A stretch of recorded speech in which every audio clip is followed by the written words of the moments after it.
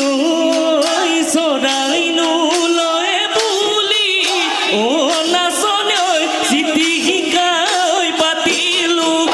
ও নাচনে ওই চিঠি শিকাই পাতিলো ও নাচনে ওই মাছলৈ বুলি হে মাছ